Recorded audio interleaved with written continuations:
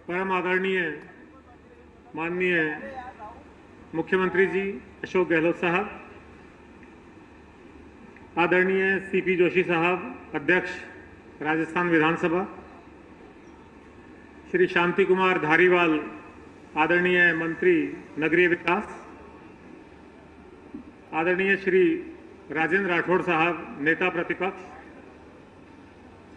मैं लोकतंत्र के इस गौरवशाली भव्य समारोह में, लोकार्पण समारोह में सबसे पहले आप चारों का स्वागत करता हूं, अभिनंदन करता हूं, अभिवादन करता हूं। इससे पहले कि मैं आप सबका स्वागत करूं, मैं आदरणीय गुलाब चंद कटारिया साहब का अभिनंदन करना चाहता हूं। वो यहाँ नहीं है, असम में हैं, लेकिन इस प्रोजेक्ट के शुभारंभ के समय वो माननीय नेता प्रतिपक्ष के पद पर विराजमान थे। उन्होंने भी इसमें सहयोग किया था और इस प्रोजेक्ट की डिजाइन और मानचित्रों को पहली ही बैठक में अनुमोदित करने वाली मंत्रिमंडलीय उपसमिति के माननीय सदस्य आदरणीय लालचंद कटारिया साहब, हरीश चौधरी साहब और आंजना उदयलाल जी का भी मैं स्वागत और अभिनंदन करता हूं। राजस्थान के सभी आदरणीय मंत्रीगण, मंत्री परिषद के सदस्य और राजस्थान विधानसभा के सभी माननीय सदस्यों का भी मैं तहे दिल से स्वागत करता हूं। इस गौरवशाली समारोह में भाग ले रहे राजस्थान के अन्य सभी जनप्रतिनिधिगण के साथ मंच पे विराजमान श्री महावीर प्रसाद जी, प्रमुख सचिव राजस्थान विधानसभा, श्री टी रविकांत, प्रमुख शासन सचिव नगरीय विकास विभाग, श्री जोगाराम जेडीसी का भी मैं हार्दिक स्वागत करता हूं। हमारे बीच पुलिस के भी कई वरिष्ठ अधिकारी मौजूद हैं। एडीजी एसीडी श्री हेमंत प्रियदर्शी साहब भी यहाँ मौजूद हैं। मैं उनका और बाकी आईएएस अधिकारी, आईपीएस अधिकारी, आरएएस अधिकारी और अन्य सेवाओं के अधिकारियों का भी यहाँ स्वागत करता हूँ। पूरे आवासन मंडल परिवार के सभी सदस्यों और प्रोजेक्ट से जुड़े हुए हमारी निर्माण एजेंसी, हमारे कॉन्ट्रैक्टर्स, हमारे आर्किटेक्ट्स और बाकी सहायक एजेंसियों के प्रतिनिधियों का और मीडिया के साथियों का भी मैं अपने दिल से हार्दिक स्वागत करता हूं। आज के इस समारोह और विधायक आवास परियोजना के जनक आदरणीय मुख्यमंत्री जी अशोक गहलोत साहब का मैं विशेष रूप से जिक्र करना चाहूँगा कि उनके विजन और दूरगामी सोच के कारण ही ये परियोजना मूर्त रूप ले पाई। मुख्यमंत्री जी के विजन की जब मैं बात करता हूँ तो मुझे बात करते करते ये हैरानी होती है कि माननीय मुख्यमंत्री जी के विदेश यात्राओं या विदेश दौरों की कभी कोई खबर नहीं आती। कभी ये नहीं सुनने में आता है कि मुख्यमंत्री जी दुबई जा रहे हैं, सिंगापुर जा रहे हैं, लंदन जा रहे हैं और वहां से कोई चीज देख करके फिर यहाँ राजस्थान में उतारने की कोशिश कर रहे हैं। लेकिन आपका ओरिजिनल विजन इतना बढ़िया है, ऐसा जो विजन है उसका कोई सानी नहीं। चाहे जयपुर में मेट्रो रेल परियोजना हो, चाहे घाट की गोणी की अंतर्राष्ट्रीय स्तर की टनल हो, चाहे डबल एलिवेटेड रोड की बात हो, चाहे बहुत सारे अनगिनत रेलवे फ्लाईओवर्स की बात हो, चाहे हाउसिंग बोर्ड द्वारा हाल ही में विकसित अंतर्राष्ट्रीय स्तर के सिटी पार्क की बात हो, अंतर्राष्ट्रीय स्तर के कोचिंग हब की बात हो, पुराने सेंट्रल पार्क की बात हो, ये सब मुख्यमंत्री जी की सहज कल्पना का परिणाम है। और सबसे बड़ी बात यह है कि न तो केवल मुख्यमंत्री जी इन प्रोजेक्ट्स की कल्पना कर लेते हैं, बल्कि अपने ही कार्यकाल में उनका एग्जीक्यूशन भी करवा लेते हैं। वास्तव में ऐसा वृहद विजन और सोच, विविधता कहीं मिलना मुश्किल होगा। नगरीय विकास के अलावा मेडिकल एंड हेल्थ, समाज कल्याण, गरीब, गांव, किसान, इनके हितों के लिए जो योजनाओं का ताना बाना मुख्यमंत्री जी बुनते हैं वो हैरत में डालने वाला है। विधायक आवास परियोजना भी दलगत राजनीति से ऊपर उठकर सभी दलों के माननीय विधायकगण के मध्य मित्रता, भाईचारा, सामाजिक समरसता और सहयोग की भावना विकसित करने की दिशा में उठाया गया माननीय मुख्यमंत्री जी का ऐतिहासिक कदम है, जिसकी गूंज दूर तक जाएगी और राजस्थान की भावी राजनीति में भी इसके सकारात्मक परिणाम देखने को मिलेंगे। मैं यहाँ ये भी बताना चाहूँगा कि आदरणीय सीपी जोशी साहब ने विधानसभा के अध्यक्ष के रूप में जो संसदीय परंपराएं और अनुशासन कायम किया है, उसकी पूरे देश में धमक। केवल मीनिंगफुल बात करने और नियमों की 100% पालना करने के लिए जाने जाने वाले हमारे जोशी साहब के दृढ़ निश्चय और इस परियोजना में पहले से बने हुए 54 आवासों को माननीय विधायकगण से खाली करवाने में अपना सहयोग देने और उसके विकल्प के रूप में माननीय विधायकगणों को रियायती आवास उपलब्ध कराने में आदरणीय सीपी जोशी साहब का बहुत बड़ा योगदान रहा है। हमारे आवासन मंडल के अध्यक्ष और राज्य के नगरीय विकास मंत्री माननीय धारीवाल साहब का भी विजन, कार्यकुशलता और नियमित सख्त मॉनिटरिंग बहुत ही प्रशंसनीय है। नगरीय विकास विभाग के जितने भी निकाय हैं, चाहे वो जेडीए है, यूआईटीज हैं, आवासन मंडल है, ये सब इस बात से चकित रहते हैं कि मंत्री जी कैसे एक दिन की फाइल उसी दिन कैसे निकाल देते हैं। तो ये भी एक बड़ी बात है और साथ ही उस फाइल पे अपने पेन से खुद ही निर्णय अंकित करते हैं, कोई एम्बिग्युइटी नहीं छोड़ते। मंडल को रिवाइव करने, सुदृढ़ बनाने में आपकी भूमिका जग जाहिर है और आने वाले दिनों में हम कोटा रिवर फ्रंट का जब उद्घाटन देखेंगे तो मरुस्थल प्रदेश कहे जाने वाले राजस्थान को मिलने वाली अनूठी सौगात देखकर आप और हम सब दांतों तले उंगली दबा लेंगे। हमारे बीच जुझारू नेता प्रतिपक्ष आदरणीय श्री राजेंद्र राठौड़ जी भी उपस्थित हैं। अपने संसदीय नियम कायदों की ज्ञान, जानकारी, अनुभव, विचारों के खुलेपन और विषयों के तार्किक विश्लेषण के लिए आप जाने जाते हैं। मुझे आप सबको बताते हुए खुशी है कि आदरणीय डॉक्टर सीपी जोशी जी के अनुरोध पर माननीय मुख्यमंत्री जी ने तुरंत ही विधायक आवास परियोजना बनाने के लिए अपनी सहमति दे दी थी और आदरणीय धारीवाल साहब को इसका काम सौंप दिया था कि इसका एग्जीक्यूशन धारीवाल साहब कराएंगे। और इस परियोजना का निर्माण कोई और एजेंसी नहीं बल्कि आवासन मंडल करेगा। ये निर्णय खुद माननीय मुख्यमंत्री जी का था। एक दिन सुबह सुबह अचानक मंत्री जी ने हमें बताया कि पिछली रात 12 बजे मुख्यमंत्री जी कोई बैठक कर रहे थे, उसमें जब इस परियोजना का जिक्र आया तो उन्होंने स्वयं निर्णय लेकर के इस जिम्मेदारी को आवासन मंडल को सौंपा, जिसके लिए मैं उनका बहुत बहुत शुक्रिया अदा करता हूं।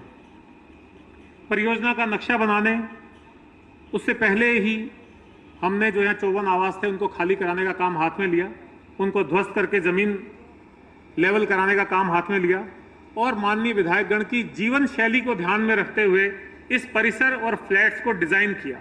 उनसे जो खास तौर पे मिलने वाले आगंतुक आते हैं उनके लिए हर टावर में ग्राउंड फ्लोर पे वेटिंग लाउंज है, स्वागत कक्ष है, पेंट्री है, वॉशरूम है, 2 मीटिंग हॉल हैं, जिन मीटिंग हॉल्स में वीडियो कॉन्फ्रेंस की भी सुविधा उपलब्ध है, ताकि यदि वो अपने क्षेत्र से वीडियो कॉन्फ्रेंस से बात करना चाहें तो वो भी संभव है, किसी राजकीय बैठक में भाग लेना चाहें तो वो भी संभव है।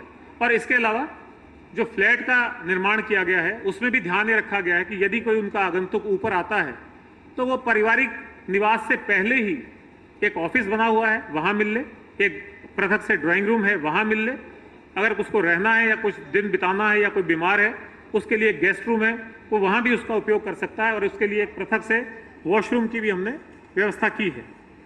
इस परियोजना के डिजाइन और मानचित्रों का प्रस्तुतिकरण हमने माननीय विधानसभा अध्यक्ष जी के कक्ष में किया था, जहां मंत्रिमंडलीय उपसमिति के सदस्यगण जिनका मैंने अभी धन्यवाद ज्ञापित किया था, उनकी उपस्थिति में एक ही दिन में उन सब ने आगे बढ़ करके इन नक्शों को पास किया। बिना कोई समय गंवाए हुए इन नक्शों के बारे में एक निर्देश ये जरूर दिया गया कि इसकी ऊंचाई 26 मीटर रखी जाए, ताकि जो विधानसभा का इतना भव्य गुंबद है वो क्रॉस नहीं होना चाहिए, उससे नीचे नीचे ये बिल्डिंग रहनी चाहिए। इस परिसर में कुल 6 टावर बनाए गए हैं।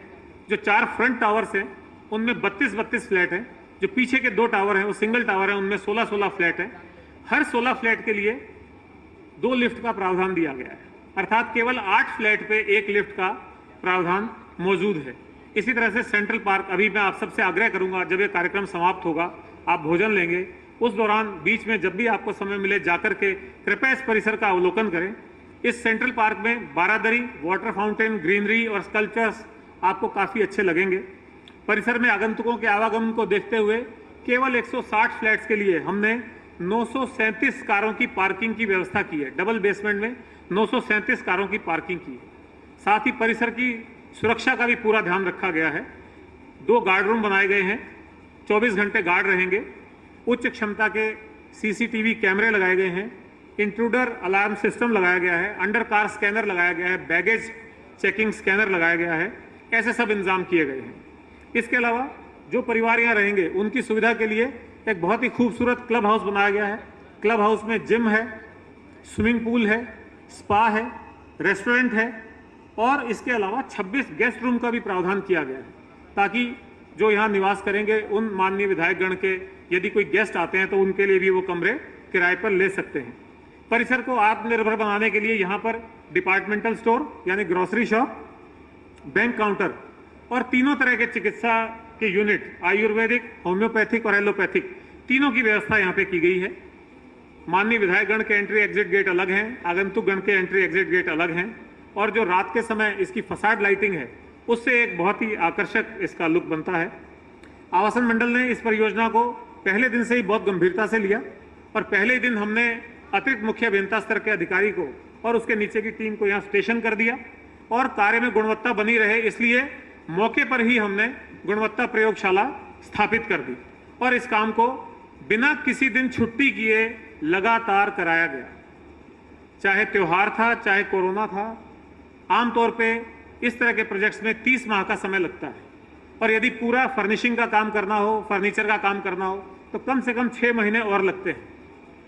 फिर भी दिन रात काम करके इस प्रोजेक्ट को केवल 23 महीने में पूरा किया गया और ये एक संयोग है कि 2 वर्ष पहले 11 अगस्त को ही माननीय मुख्यमंत्री महोदय ने कोरोना टाइम होने की वजह से अपने निवास पर इसका शिलान्यास किया था और कोरोना के प्रभाव के बावजूद आज ठीक 2 वर्ष पूरे होने पे 12 अगस्त को हम इसका लोकार्पण कर रहे हैं।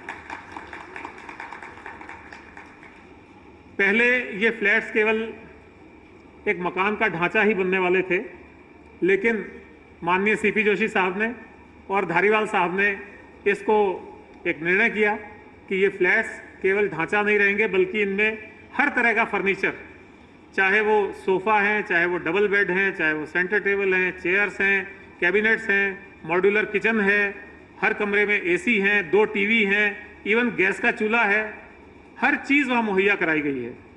और ये सारा काम इतने कम समय में इसलिए पूरा हो पाया क्योंकि जो हमारा इंजीनियर्स की टीम है, हमारे जो प्रशासनिक लोग हैं, हमारे साथी हैं और जो हमारी एजेंसीज थी, सबने एकजुट होकर के निर्णय लिया था। इस मौके पे मैं जिक्र करना चाहूँगा हमारे सेवानिवृत्त मुख्य अभियंता केसी मीणा, प्रोजेक्ट डायरेक्टर संदीप गर्ग, अतिरिक्त मुख्य नगर नियोजक हमारे अनिल माथुर, वरिष्ठ उद्यान विज्ञ दिलीप शर्मा, हमारे वित्तीय सलाहकार श्रीमती संजय शर्मा और श्री बुटोलिया, आभासी अभियंता श्री संजय शर्मा और अशोक व्यास और उनके नीचे की जूनियर इंजीनियर्स की टीम, इन सब ने मिल करके रात दिन इसका काम किया। यहाँ के जो सिविल कॉन्ट्रैक्टर हैं वो मैसर्स NG गढ़िया हैं, मैसर्स स्पेस विजार्ड आर्किटेक्ट्स और मैसर्स आइडियाज़ आर्किटेक्ट्स, इन लोगों ने इसकी डिज़ाइनिंग की, उसमें दिन रात हमारे साथ लग के काम किया और उसका परिणाम आप सबके सामने है। मैं ज़्यादा समय नहीं लूँगा, लेकिन ये ज़रूर कहना चाहूँगा कि इस सारी परियोजना के विवरण के बावजूद आवासन मंडल का जो रिवाइवल हुआ है और आवासन मंडल का जो सुदृढ़ीकरण हुआ है उसका क्रेडिट भी माननीय मुख्यमंत्री जी और माननीय नगरीय विकास मंत्री जी को जाता है। चाहे वो बिना बिके मकानों की समस्या थी, हमने 20,000 में से 17,000 मकान बेच दिए। नए मकान बनाने की बात थी, छोटे छोटे शहरों में 3,000 मकान बना के उनका कब्जा इसी कार्यकाल में दे दिया और ये कोरोना टाइम था। इसके अलावा टीचर्स और प्रहरियों के लिए 576 फ्लैट्स 2 कैलेंडर ईयर में बनाकर दे दिए। उस दौरान कोरोना के 2 लॉकडाउन भी थे। उसके अलावा ऑल इंडिया सर्विसेज के अधिकारियों के लिए 2 प्रोजेक्ट, स्टेट सर्विस अधिकारियों के लिए 1 प्रोजेक्ट, कामकाजी महिलाएं, एकल महिला और स्टूडेंट्स के लिए 370 स्टूडियो अपार्टमेंट्स का प्रोजेक्ट, MNIT के प्रोफेसर के लिए प्रोजेक्ट और ना जाने कितने ही ऐसे प्रोजेक्ट हैं, मैं नाम लेते लेते थक जाऊंगा।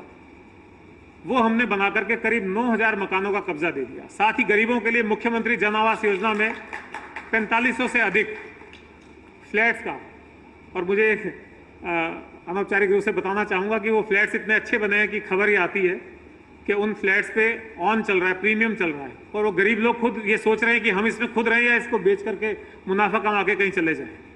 तो इतने बेहतरीन CMJY के प्रोजेक्ट्स यहाँ बने हैं। इसके अलावा 6 नए बाजार आवासन मंडल ने इस 4 साल की अवधि में क्रिएट कर दिए। वो सारे बाजार बिक गए, वहाँ पे व्यवसाय शुरू हो गया है। इसके अलावा लीग से हट करके आवासन मंडल ने चाहे सिटी पार्क हो, कोचिंग हब हो, जयपुर की दोनों चौपाटियाँ हो, कोटा की चौपाटी हो, इस तरह के अभिनव प्रयोग भी किए और वो सारे प्रयोग सफल रहे। माननीय धारीवाल जी का, जो कि हमारे आवासन मंडल के अध्यक्ष भी हैं, बहुत ही क्लोज सुपरविजन रहता है। वही जो बात मैं पहले कह चुका, रोज का प्रस्ताव, रोज की फाइल हमारी रोज क्लियर होती है, इसलिए हम इस गति से आगे काम कर पाए हैं। एक बार फिर इस मौके पर मैं माननीय मुख्यमंत्री जी का विशेष रूप से अभिनंदन करना चाहता हूं कि आपने अपनी चोट के बावजूद, अपनी इतनी तकलीफ के बावजूद, दर्द के बावजूद, चलने फिरने में इतनी कठिनाई के बावजूद यहाँ आने का समय निकाला। वरना एक बात ये चल रही थी कि माननीय मुख्यमंत्री जी ऑनलाइन इस कार्यक्रम का उद्घाटन करेंगे, लेकिन माननीय मुख्यमंत्री जी ने प्रेफर किया कि ये इतना महत्वपूर्ण प्रोजेक्ट है, सारे एमएलए साहिबान यहाँ होंगे, मंत्रीगण होंगे, माननीय सीपी जोशी साहब और बाकी सब लोग यहाँ होंगे, राजेंद्र राठौड़ साहब यहाँ होंगे, तो मैं खुद यहाँ आऊँगा, चाहे तकलीफ होगी तो मैं आऊँगा।